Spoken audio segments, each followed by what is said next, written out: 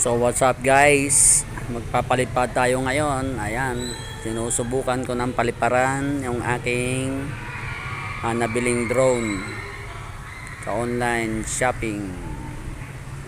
So ayan, so guys, bali malikot yung drone. Ganyan pala yung kuha niya pagka malikot siya.